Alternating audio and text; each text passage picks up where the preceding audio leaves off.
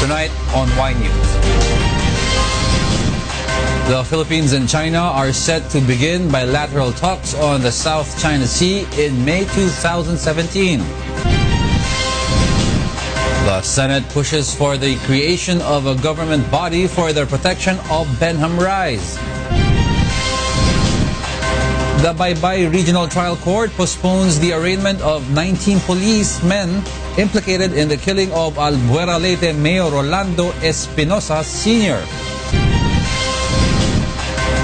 The Land Transportation Franchising and Regulatory Board issues more than 1,600 special permits for buses that will operate this coming long holiday. An Australian company targets to donate more than 1,000 solar-powered jeepneys this year. And scientists discovered the world's first fluorescent frog in Buenos Aires, Argentina. Y News begins now.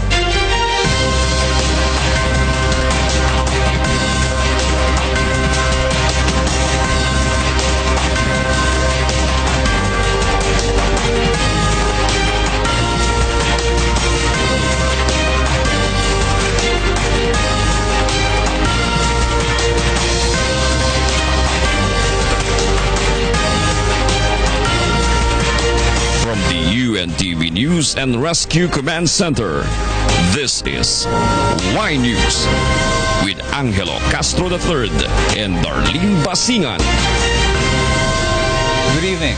The Philippines and China will start bilateral talks on the South China Sea in May of 2017.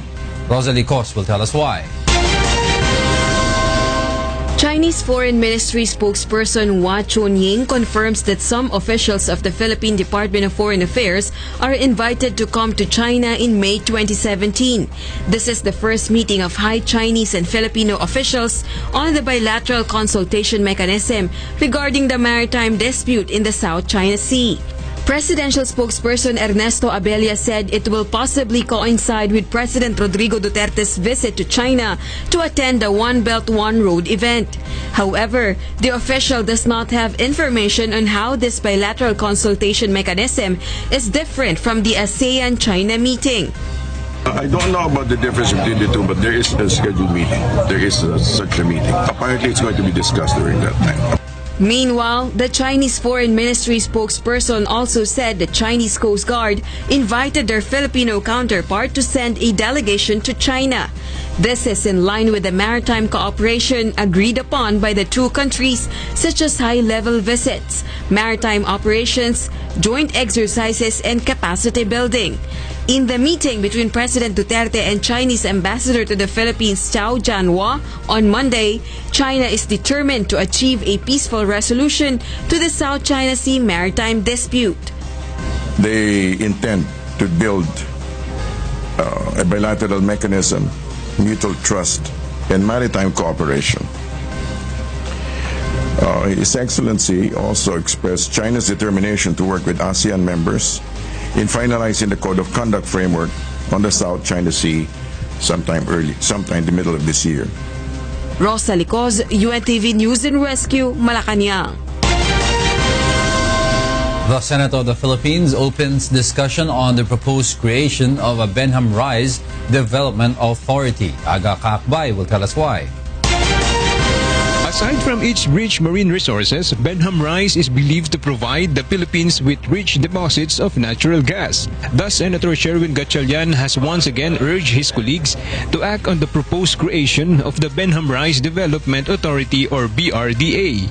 The truth of the matter is, at this point, the data needed to make definitive conclusions about the development potential of the region simply does not exist yet. This glaring weakness is the most immediate issue that must be addressed by any legislation which seeks to develop the Benham Rise. Senate Bill number 312 or the Benham-Rice Development Authority Act seeks the creation of BRDA, authored by Senator Sonny Angara. The proposed government body, together with the National Economic Development Authority or NEDA, will lead the research and exploration of Benham-Rice. UP Professor Gabriel Pamintuan Jr. says the government has to explore the mineral deposits in Benham-Rice. Pamintuan believes the said area contains natural gas. The gas is trapped in ice. How do you know that there's ice in that? There's gas in that ice? Pwede mo, harvest mo yan, barena, drill it out, para siyang snowball or parang ice na puti siya. Sindihan mo, liliyam. Meanwhile, National Security Advisor Hermogenes Esperon says they have not monitored any threat of reclamation from any country as far as Benham-Rice is concerned. Esperon adds that anyone is free to navigate or fish in the area as long as they have the permission from the Philippine government. We don't see any right now. I think we are also aware of the pronouncements of the Department of Foreign Affairs, Ministry of Foreign Affairs of China, saying that they recognize our sovereign rights over the Benham-Rice. Aga Kaakpa, UNTV News and Rescue, Senate of the Philippines.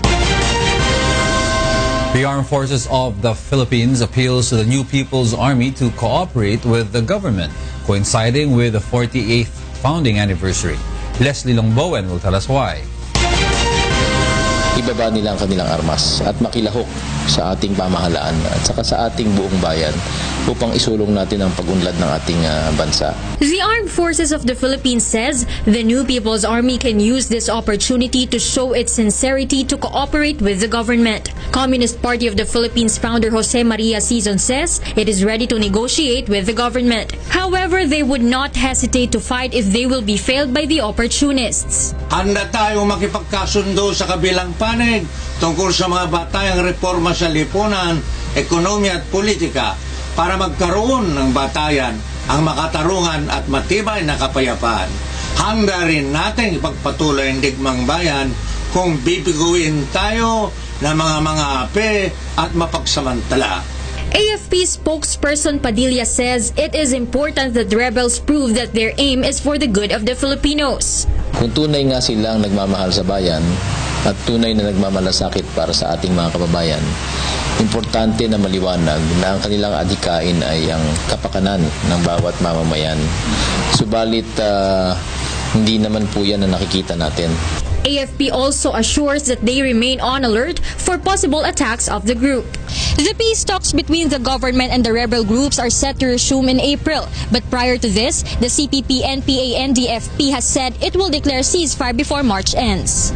The peace talks have been suspended last February after members of NPA allegedly attacked and killed some soldiers. Leslie Lombowen, UNTV News and Rescue, Camp Aguinaldo. The newly commissioned 21-member Bangsamoro Transition Commission is confident that they will be able to finish a new proposed Bangsamoro Basic Law by May. Victor Cosare will tell us why. Ghazali Jafar, who is the chairman of the Bangsamoro Transition Commission and is also the vice chairman for political affairs of the Moro Islamic Liberation Front, insists that peace in Mindanao could not be attained if a Bangsamoro government is not given to the Moro people. Wag po nilang pakiisipin na kasi nabigyan sila ng mga seedlings, mga tractor, happy na sila. Magiging happy lang yan kapag nandyan na yung government, Bangsamoro government. We will continue to assert our rights. Continuous assertion. Continuous assertion. We never spoke about going to war. But the former chair of the BTC says some members of the MRLF are already impatient because the creation of a Bangsamoro government is taking too long. The MRLF is confident that the Bangsamoro Basic Law will be passed into law under the administration of President Rodrigo Duterte, who is a Mindanaoan and knows well the root of the problem in the region. We have our staffing, we have a lawyer, a legal assistant, a peace officer. So we have the armas in terms of providing us the necessary tools, the research and resources. By June, that should be in Congress, should be filed in Congress so that the President can certify that as urgent by July when he makes his State of the Nation address. Meanwhile, Jafar stresses that the Maute and 5 or 6 other radical groups in Mindanao are not ICs, but instead they are those who have already gone tired of waiting. I guarantee you, hindi ang mga ISIS ito. But, papasok yan dito kapag hindi natigil. Sapagkat yung mga ito, naghanap sila ng finance. Yung Maute naghanap ng pera para makabili ng maraming armas. But Jafar stresses that the MILF does not conform with the ways of the Maute group. Victor Cosare, UNTV News and Rescue, Davao City. Vice President Leni Robredo accepts the dinner invitation of President Rodrigo Duterte. Although they have a lot of differences in various issues, Vice President Robredo said she's willing to talk with the President for the welfare of the country. Meanwhile, Liberal Party President and Senator Kiko Pangilinan said Vice President Robredo will share with the party whatever they will discuss in the meeting. Of course, I don't know ano yung pag-uusapan nila, but si Vice President Leni naman has always been a participative in her leadership style. So, whatever, kung ano man ang pag-uusapan nila doon, hindi naman niya i-commit basta-basta. She will also consult with you, discuss with the party. The Commission on Elections says it is still waiting for the government's directive regarding the barangay and sangguniang kabataan elections before purchasing poll paraphernalia. Aiko Miguel will tell us why. The Commission on Elections, or COMELEC, is now focusing on the voters' registration. The poll body hopes the government can release its decision regarding the postponement of the barangay and sangguniang kabataan elections, preferably in June, before the purchasing of election paraphernalias. Wala pa tayong major expenditures. Papasok yan mga July onwards kasi dyan ay magsa-start yung mga contracting natin. Contracting ng additional services, contracting ng paper, pagre-refurbish ng mga ballot box na gagamitin and so on. But the COMELEC worries it may not finish the poll preparations if the government release a decision near the date of the elections. Ang problema sa postponement ulit ng barangay is that hindi mo siya pwedeng idikit sa nakaschedule na national and local. Election, Dahil yung national and local will be automated and medyo mahaba po talaga yung preparasyon para dyan, particular doon sa automation. As always, the poll body reminds the public to vote wisely. COMELEC says the voters should choose a leader with clean track record and has never been involved in any anomaly. Meanwhile, Liberal Party President Senator Kiko Pangilinan insists his opposition on the postponement of the barangay polls in October 23, 2017. Pangilinan says President Rodrigo Duterte's appointments of barangay officials will not resolve the country's problem with illegal drugs. The senator notes barangay officials should be elected since it is part of the rights of the public as stated in the Constitution. Mahalaga ito sa demokrasya at pag pinuspone natin muli, naniniwala tayo na hindi ito nagpapalakas sa ating demokrasya, bagkus ito'y nagpapahina. Aiko Miguel, UNTV News and Rescue, Manila. Militant group Kadamay insists to have housing units in Pandi, Bulacan free of any payment. Leslie Lumbuan will tell us why. Ng ibabay. Kaya po ang laban Kadamay Bulacan Chapter President Beth Guerrero says many of their members have no capacity to pay for the houses. Anak Pawi's Representative Ariel Casilao also clarifies payment for the public housing units had not been discussed during the meeting of NHA and Kadamay. Hindi pa naman po yan napag-uusapan doon sa dialogue dahil hindi pa umaabot sa punto ng recognition dahil nasa profiling and validation pa nga. Pero sinasabi ng Kadamay, i-DGS nila ang libre at pangmasa. If it comes to the point that the members will have to pay for the houses, the group has set condition for it. Mataas po ang 200 pesos a month na bayad sa bahay.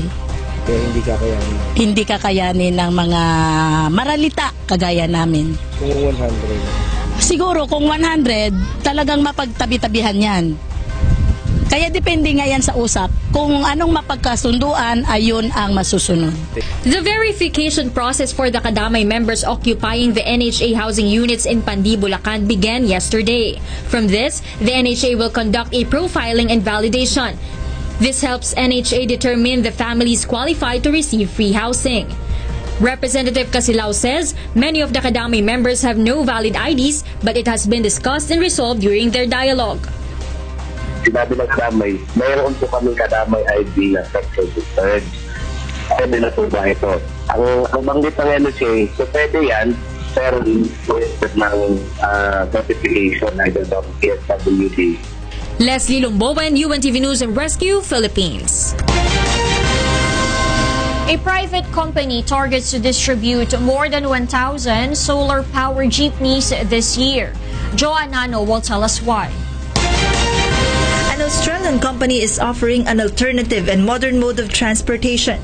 The offer is in line with the government's plan to implement a program aiming to modernize jeepneys. These solar-powered jeep and e-tricycles work through the energy coming from solar panel. These vehicles also have batteries that can be charged through electricity. With fully charged batteries, these vehicles can run for up to 120 kilometers. Lalo na in daytime, pag naka-stuck ka ng traffic, hindi ka kumukonsumo pagkos nagcha-charge ng tama, nagcha-charge pa yung battery mo. A solar-powered jeep can accommodate 20 to 25 passengers, while an e-tricycle has a passenger capacity of 6. Looking on all the jeepney, it's beautiful tradition, but lots of pollution. As you know, in China, 2 million people every year are dying only from pollution, and we don't want that to happen over here. Each solar-powered jeep is worth 1.3 to 1.6 million pesos, while an e-tricycle is 420,000 pesos. Its creator, Star 8 Green Technology Corporation, says they can provide vehicles for free to jeepney and tricycle operators with legitimate franchises. As long as they form themselves into a cooperative, and then they have to manage the business and make it run 365 days a year. The company also targets to distribute 1,300 units of solar jeepneys and 5,000 units of e-tricycles this year. Joan Nano, UNTV News and Rescue, Las Piñas City. The Land Transportation and Franchising Regulatory Board, or LTFRB, has begun issuing special permits to more than 1,600 units of public utility vehicles in the past 3 weeks. Nel Maribuhok will tell us why. In preparation for the long holiday in April, the Land Transportation and Franchising Regulatory Board begins processing special permits for additional buses. For the local or intra-regional routes, the regional offices would process the special permits. The Maritime Industry Authority also eases the process of issuing special permits to vessels that would operate in provinces.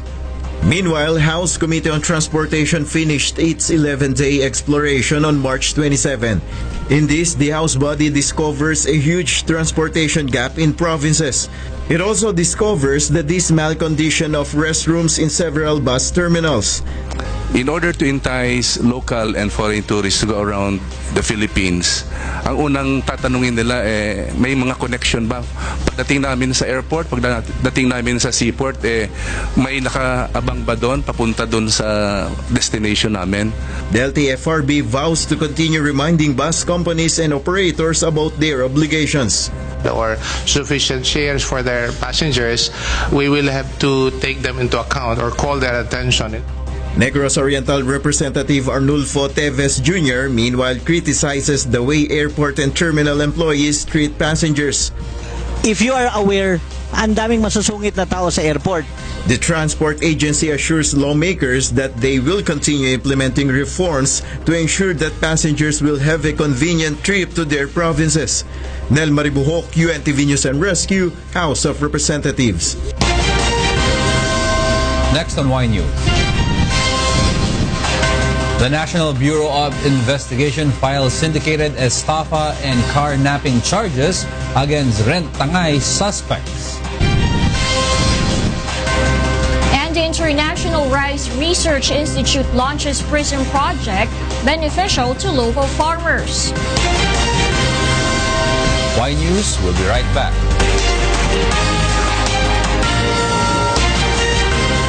The Baybay Regional Trial Court Branch 14 postpones the announcement of verdict to former CIDG Region 8 Director Superintendent Marvin Marcos and 18 other accused in the killing of Albuera Mayor Rolando Espinosa Sr.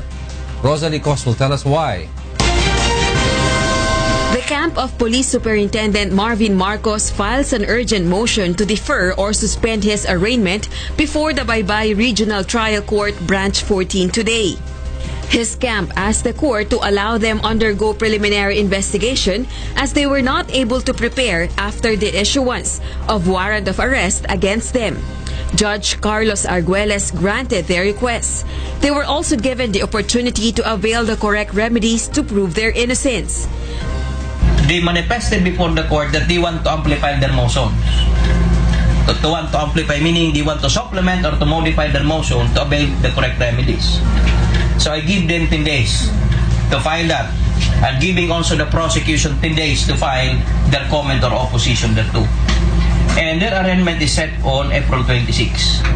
Judge Arguelles notes the court is examining the Baybay City Jail for the possibility of the accused transfer in the facility.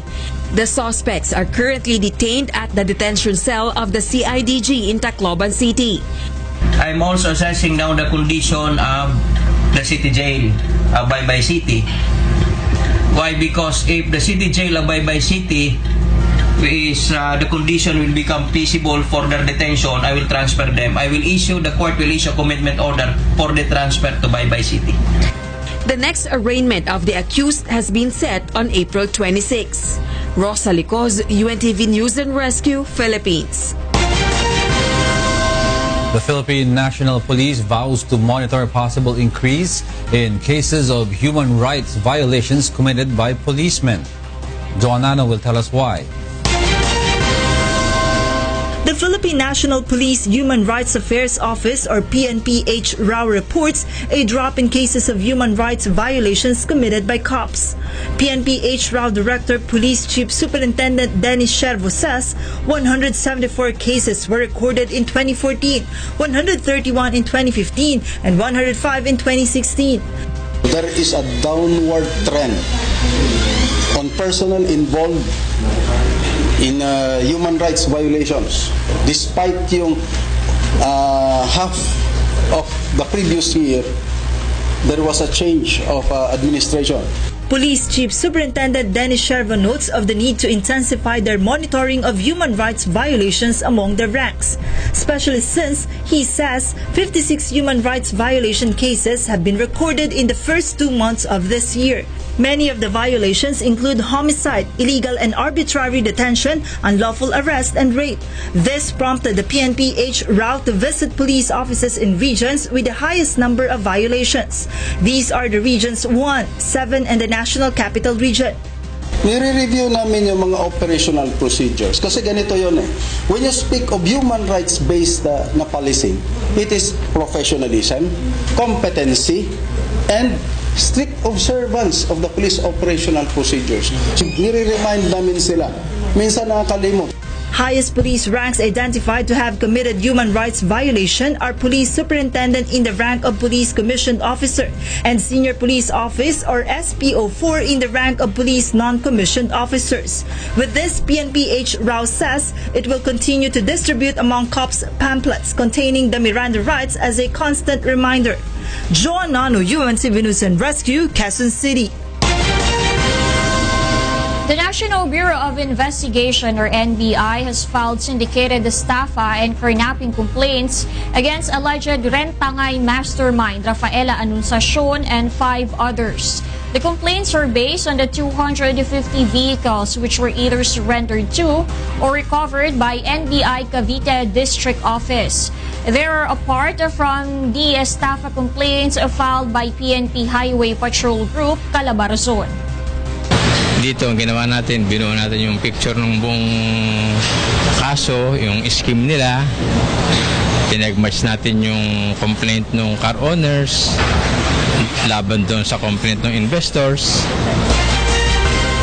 Solicitor General Jose Calida sees nothing wrong with his office going after the ill-gotten wealth of the Marcoses, despite his being a staunch supporter of the family. Roderick Mendoza will tell us why. A proposed law has been filed in Congress that seeks to allow the office of the Solicitor General to pursue the ill-gotten wealth of the Marcoses. This mandate currently belongs to the Presidential Commission on Good Government, or PCGG. The OSG still represents the government in the cases. House Speaker Pantaleon Alvarez himself is now pushing for the abolition of PCGG and the transfer of its function to the OSG. Solicitor General Jose Calida says the Congress has the power to do this. That is the prerogative of Congress. They enact the laws. Kami naman, we will implement the law if it is passed. Calida sees nothing wrong with the proposal, even though he was a supporter of the Marcoses. In the 2016 elections, Calida supported the vice presidential bid of former Senator Bongbong Marcos. I am now a government official.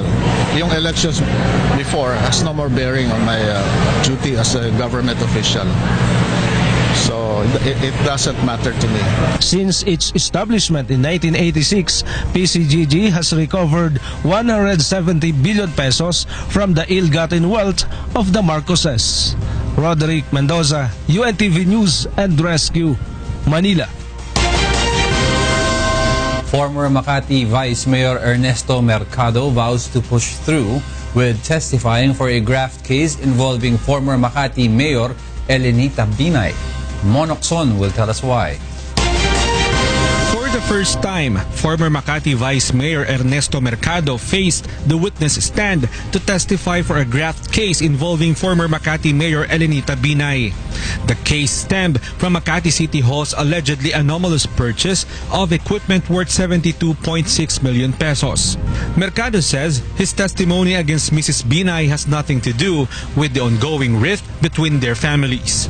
He says he just wants to tell what he knows about the issue. Tuloy-tuloy lang. Wala akong withdraw. Hindi naman yun against the Binay eh. Ang akin testimony naman eh, kung ano lang yun nangyari doon sa POA report. So, pangit sabihin against the Binay. No, kasi hindi naman kami magkalaban o hindi naman kami naglalaban dito. In his testimony, Mercado stated that the then Mayor Jejomar Binay ordered him to coordinate with the auditing team of the Commission on Audit, or COA. After the release of the COA report, Mr. Binay ordered him anew to talk to former City Administrator Nicanor Santiago. The witness noted during that time, the elder Binay realized the release of the COA report will result into filing of charges. It was in 2014 when the former vice mayor saw the report again during his meeting with then Makati City Administrator Nicanor Santiago. Mercado says Santiago told him to give the document to then COA Commissioner Mendoza. But Mercado says the audit report was only handed to Mendoza on August 2014 during the first Senate hearing on the case of the Makati City Hall parking building. He noted that when he gave the document to Mendoza, the commissioner hugged it and told him, quote, "Thank you, Mr. Mercado. You are my savior," end of quote. The defense will question Mercado's statement on May 17. Mon Hokson, UNTV News and Rescue, Sandigan Bayan. The Agriculture Department believes the PRISM project will be beneficial to farmers, especially in times of calamity. Aiko Miguel will tell us why. The Philippine Rice Information System Project, or PRISM, can bring great help to the Department of Agriculture's planning. PRISM aims to gather information on rice fields and determine deficiencies to aid stakeholders. International Rice Research Institute, or IRRI, Deputy Director Bruce Tolentino says PRISM uses satellite technology to determine the types and amount of crops in the country. Deputy Director Tolentino says PRISM had been tried before when Typhoon Yolanda hit the country in 2015. Malaki yung damage for Typhoon Lando. And within 1 week of the typhoon, we were able to present estimates of the damage to the Department of Agriculture. Agriculture Undersecretary Ariel Kayanan asserts PRISM will serve as a guide for farmers. Farmers can choose which seedlings must be cultivated in their farms through information coming from PRISM. Meron po siyang computation like magkano ang kikitahin. So may magiging basya ng farmers na dito ba ako tataya o baka naman may iba akong dapat tayaan. PRISM will be funded with 25 million pesos to 30 million pesos in 2018.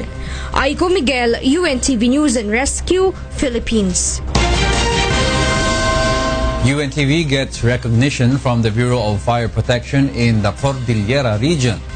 Jun Soriao will tell us why. The Bureau of Fire Protection, or BFP Cordillera, conducts today a culminating activity for the Fire Prevention Month 2017.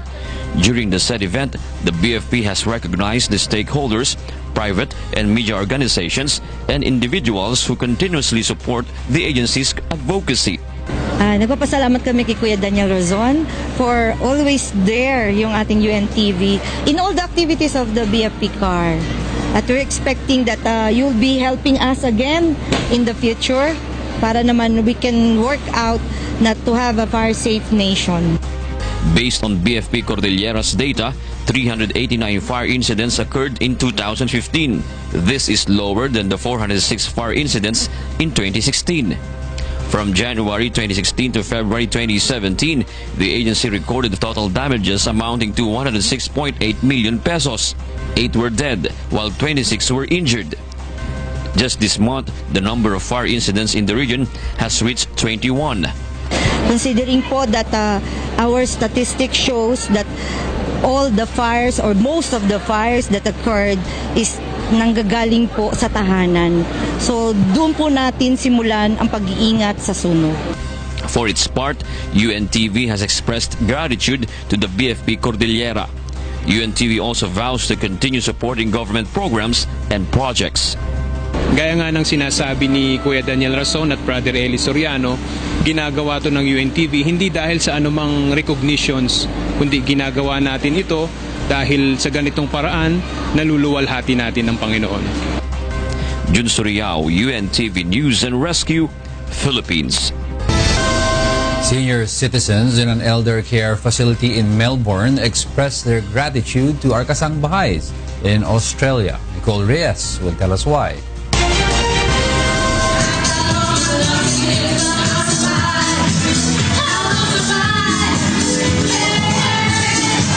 Kasangbahais and Members Church of God International, or MCGI, in Australia have once again visited the elders at the Bernadette's Residential Aged Care Facility in Melbourne. The said facility is home to 95 elders, many of them with no relatives to take care of them, while some of the elders temporarily stay there as their relatives can no longer support them. The elders have expressed gladness for the volunteers' visit and after our Kasangbahais entertained them. We have just had a beautiful choir. Their names are MCGI, and we are in the community center of St. Bernadette's. We had a glorious time, and those singers and dancers were wonderful. I think they should come back and enjoy, and we will enjoy them more. The MCGI's volunteers, meanwhile, are thankful to have the opportunity to ease the sadness of the elders. Para sa akin po, na nakakagaan po sa pakiramdam na kahit papano po, nakakapagpasya po kami ng matatanda na minsan na lang po binibisita ng kanilang mama sa buhay. Kaya ako po, sarap po sa pakiramdam. Bilang representative po dito ng kabataan dito sa Australia, kami po ay full support sa advocacy ni Kuya Daniel sa pagtulong po sa kapwa, lalo na po sa mga matatanda. Even though only through small ways, MCGI's volunteers strive to entertain and grant the small wishes of the elders. Nicole Reyes for Serbisyong Kasambahay. Those are the reasons behind the news, March 29, 2017. I'm Angelo Castro III. Reasons we delivered to you as they unfold. I'm Darlene Basingan. Because we need to know. We will always ask why. Thank you for watching Y News.